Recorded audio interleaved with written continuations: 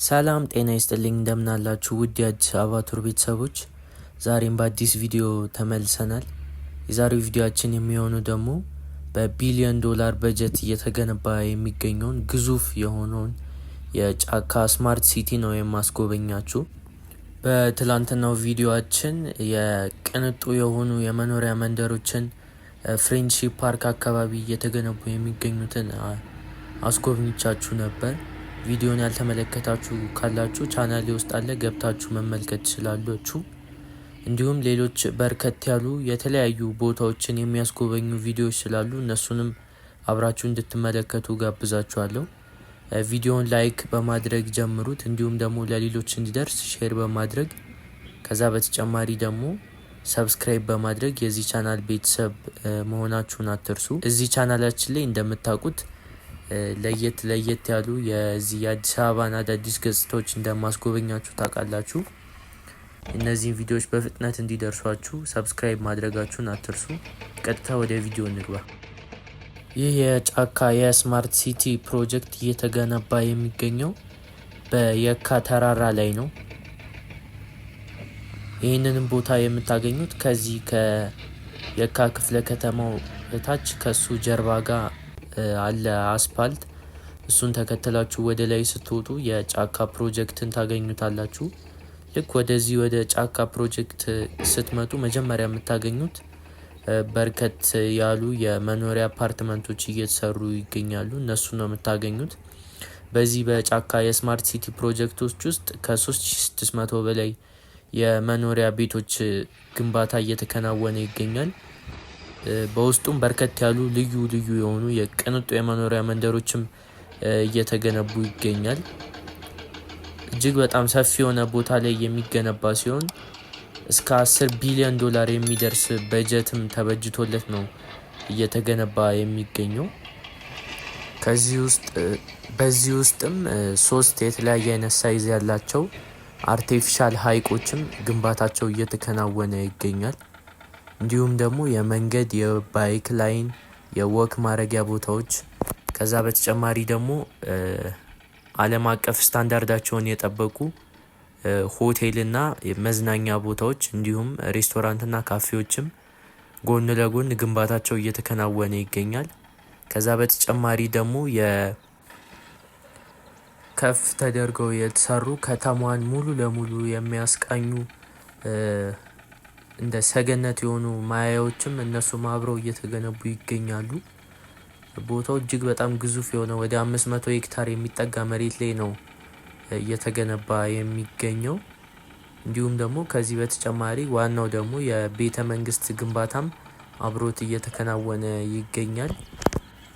ይህ እንግዲህ የጫካ የስማርት ሲቲ ፕሮጀክት አዲስ አበባን ወደ ቴክኖሎጂ መናኸሪያ የሚያደርሳት እንዲሁም ደግሞ የስማርት ከተማን ፕሮጀክት በቀዳሚነት የሚመራ ግዙፍ የሆነ ቦታ ነው።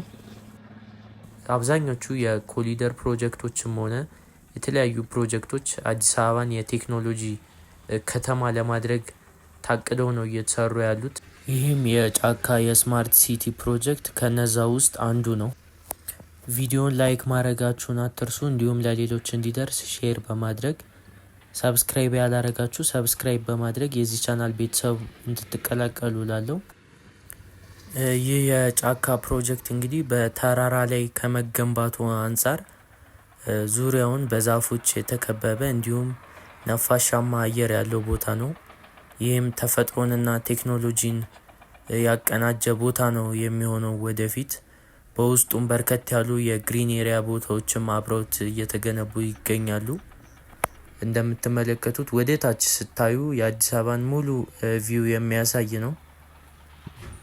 እነዚህም ቦታዎች እንግዲህ ከፍ ያሉ ሰገነት የሚመስሉ ማያዎች ተገንብቶባቸው ቀጥታ ወደ ታች ወደ አዲስ አበባን ሙሉን የሚያሳይ ቦታ ነው የሚሆነው። ይህ እንግዲህ አስፓልት ከታች ከየካ ቤተክርስቲያኑ ከሱ ጀርባ ወይም ደግሞ ከክፍለ ከተማው ጀርባ ተነስቶ ወደ ላይ የሚወጣ አስፓልት ነው። ሰፋ ያለ አስፓልት ነው። እንደምትመለከቱትም የእግረኛም የባይክ ላይንም አለው።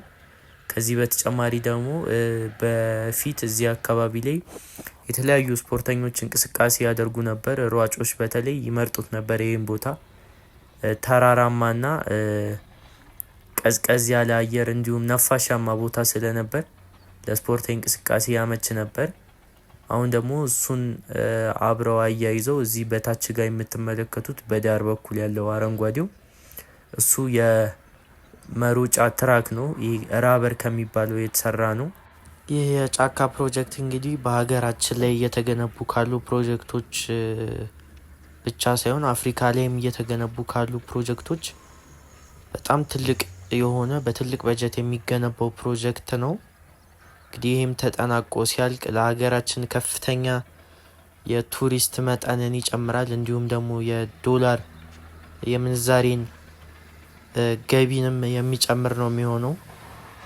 በውስጡም በርከት ያሉ የሌክዠሪ ሊቪንግ በመኖራቸው ለውጭ ሀገር ሰዎችም እነዛን ቤቶች በማከራየት ሆነ ለቱሪስቶች እንደ ማረፊያ በመጠቀም በርካታ የሆነ ዶላርን መሰብሰብ የሚያስችል ቦታ ነው። እንግዲህ ሙሉውን ቪዲዮ እናንተ እንድትከታተሉ እየጋበዝኩ አሁን ከዚህ በኋላ ደግሞ ከታች ከየካ ክፍለ ከተማው ከሱ ጀርባ ተነስተን ነው ላይ ጫፍ ድረስ እስከ ትልቅ ጌት አለ እዛ ድረስ ነው የማስጎበኛችሁ። ሙሉውን ቪዲዮ እናንተ እንድትከታተሉ ጋብዛችኋለሁ። ቪዲዮውን ላይክ ማድረጋችሁን አትርሱ። እንዲሁም ለሌሎች እንዲደርስ ሼር በማድረግ ከዛ በተጨማሪ ደግሞ ለዚህ ቻናል አዲስ ከሆናችሁ ሰብስክራይብ ማድረጋችሁን አትርሱ። ይሄ የምትመለከቱት የየካ ክፍለ ከተማ ጀርባ ላይ ያለ አስፓልት ነው። ይሄን ተከተለን እዛ ላይ ጫፍ ድረስ ሙሉን የማስጎበኛችሁ ስለሆነ ቪዲዮን እስከ መጨረሻው ተከታተሉት። መልካም ቆይታ። አመሰግናለሁ።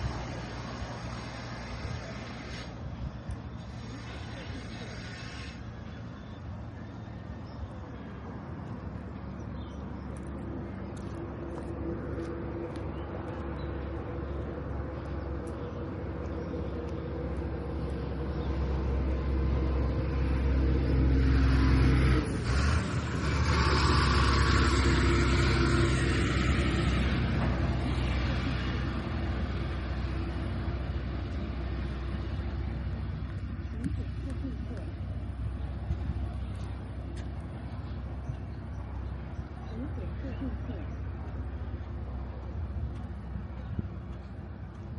请检测地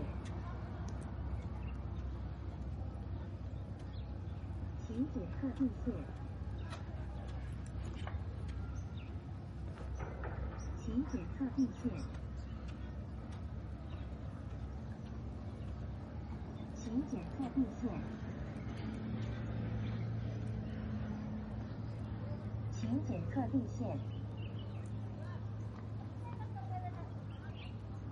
请检测地线，请检测地线，